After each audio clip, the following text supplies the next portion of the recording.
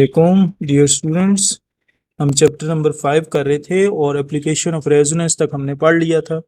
Next अब हमारे पास है जी टॉपिक स्टेशनरी और स्टैंडिंग वेव्स। अच्छा, स्टेशनरी और स्टैंडिंग वेव्स या आम वेव्स में क्या फ़र्क है? असल में स्टेशनरी या स्टैंडिंग वेव्स उस वक्त पैदा होती हैं जब दो आवाज़ की या दो वेव्स जो है वो आपस में इस तरह से मिलती हैं जिनका डायरेक्शन ऑपोजिट होती है, लेकिन वो सेम फ्रीक्वेंसी की और सेम एम्पलीट्यूड की होती हैं। लेट्स सपोज आपके सामने ये डायग्राम है और इस डायग्राम में आप अगर देखें तो आपको दो वेव्स नज़र आ रही हैं। पहली वेव ये रेड कलर की है, कुछ इस डायरेक्शन में ट्रेवल कर रही है, ठीक है, यूं जा रही है। अब ये जो डायरेक्शन है वेव की जो कि इस डायरेक्शन में जा रही है, ये लेट्स सपोज वेव नंबर 1 है, ए है या 1 है, ठीक है। दूसरी जो वेव आप देख रहे हैं ना, जो कि आपको नीले कलर में नजर आ रही है, इसकी डायरेक्शन कुछ यूं है, ठीक है, यूं जा रही है। अब दोनों वेव्स की डायरेक्शन ऑपोजिट है, ये तो नजर आ रहा है, लेकिन अगर देखा जाए तो दोनों का एम्पलीट्यूड सेम है। जिस साइड तक ये वेव जा रही है उसी साइड तक ये वेव जा रही है, नीचे की जानिब भी और ऊपर की जानिब। लेकिन फर्क क्या है कि दोनों वेव्स जो हैं उनका स्टार्टिंग पॉइंट डिफरेंट है। अब दो ऐसी वेव्स अगर आपस में मिलें कि जिनका फेज डिफरेंट हो, फेज डिफरेंट का मतलब जिनका स्टार्टिंग पॉइंट डिफरेंट, लेकिन दोनों का एम्पलीट्यूड और वाइब्रेशन सेम हो, उनको हम कहते हैं जी स्टेशनरी और स्टैंडिंग वेव्स। तो यही इसकी डेफिनेशन है हमारे पास कि there are the waves of same amplitude, time period and speed travelling in a straight line, एक स्ट्रेट लाइन में ट्रैवल कर रही हूँ इन द ऑपोजिट डायरेक्शन। लेकिन क्या है, दोनों ऑपोजिट डायरेक्शन में। फिर क्या होगा, these waves superimpose to give standing wave, ये वेव्स आपस में मिलकर स्टैंडिंग वेव्स बना देती हैं। ये हो गया stationery waves. Next, node, anti node और ओवरटोन्स क्या होते हैं?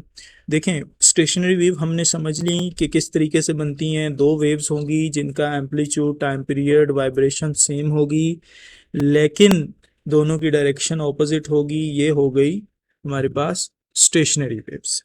अब नोड कौन से पॉइंट होते हैं और एंटी नोड कौन से पॉइंट होते हैं, याद रखना है। स्टेशनरी वेव्स अगर देखी जाए ना, ये स्टेशनरी वेव बन रही। स्टेशनरी वेव्स के ये जो पॉइंट हैं जिनके ऊपर मैं अगर एरो लगा रहा हूँ, ये वाले पॉइंट, ये पॉइंट है, ये पॉइंट है, ये पॉइंट है, ये इन पॉइंट पे स्टेशनरी वेव्स का एम्पलीट्यूड सिफर है, ठीक है। एम्पलीट्यूड क्या मतलब होता है? मीन पोजीशन या स्टार्टिंग पॉइंट से ज्यादा फासला। तो अगर देखा जाए तो इन पॉइंट पे इसका मीन पोजीशन या स्टार्टिंग पॉइंट से फासला 0 है, तो इन पॉइंट को स्टेशनरी वेव के हम नोड कहते हैं।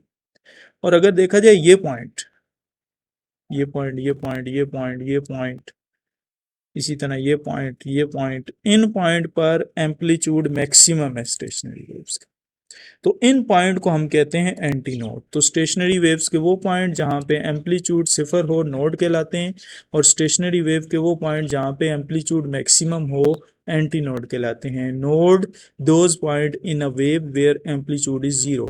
Anti node, those point in a wave where amplitude is maximum, ठीक है। अब ओवरटोन और हार्मोनिक्स क्या हैं? देखें, याद रखें, कभी भी स्टेशनरी वेव्स जब बनती हैं तो उनका सिर्फ एक लूप नहीं होता, एक भी हो सकता है, दो भी हो सकते हैं, तीन लूप्स भी हो सकते हैं, चार भी हो सकते हैं, पांच भी हो सकते हैं, छह भी हो सकते हैं। ये डिपेंड करता है कि उनकी फ्रीक्वेंसी क्या है, ठीक है। तो अगर तो एक लूप होगा हमारे पास स्टेशनरी वेव का, तो उसको हम कहेंगे फंडामेंटल हार्मोनिक, उसको हम फंडामेंटल हार्मोनिक वेव्स बोलेंगे, ठीक है। फंडामेंटल हार्मोनिक स्टेशनरी वेव्स उसको बोलेंगे। लेकिन अगर दो लूप बन रहे हैं तो फिर उसको हार्मोनिक्स बोलेंगे या ओवरटोन्स बोलेंगे। अब जिस तरह से ये है ना, एक लूप बन रहा है तो ये तो फंडामेंटल हार्मोनिक्स है, ये सेकंड हार्मोनिक है, ये थर्ड हार्मोनिक है, ये फोर्थ हार्मोनिक है, ये फिफ्थ हार्मोनिक है, ये सिक्स हार्मोनिक है, ये सेवंथ हार्मोनिक है, सो ऑन टू। जितने नंबर ऑफ लूप्स होंगे उतने हार्मोनिक्स होंगे हमारे पास।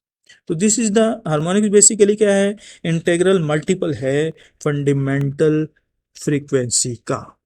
तो यही इसकी डेफिनेशन है, the frequency which are integral multiple of fundamental frequencies are called overtone या हार्मोनिक्स। ठीक है, एक लूप बनेगा तो वो तो फंडामेंटल हार्मोनिक्स है, दो बनेंगे तो सेकंड हार्मोनिक, थर्ड बनेगा third harmonics, so on too. अब अगर यहाँ पे अगर आप देखें ना तो फार्मूला, इसका जनरल फार्मूला होता है F N is equal to N F one. ये एन का मतलब कोई भी नंबर है, 5 है, 10 है, 12 है, 1000 है, 2000 है, कुछ भी। और ये अगर लेट सपोज मैं आपको कहता हूँ जी थर्ड हार्मोनिक की फ्रीक्वेंसी क्या होगी, तो आप इस एन की जगह पे सिर्फ 3 पुट कर दें, F three is equal to 3f1। अब ये f1 क्या है, f1 is the frequency of first, अगर एक लूप बन रहा था तो उस वक्त स्टेशनरी वेव की या स्टैंडिंग वेव की या फिर क्या फ्रीक्वेंसी थी, वो फंडामेंटल फ्रीक्वेंसी कहलाएगी, ये f1 होता है। ठीक है, तो जितने नंबर ऑफ लूप बढ़ेंगे उतनी एन की तादाद जो है वो बढ़ती जाएगी। तो ये हमारे पास ओवरटोन और हार्मोनिक का कॉन्सेप्ट है। तो यहाँ पे आपका ये जो चैप्टर है ये एंड हो जाता है जी।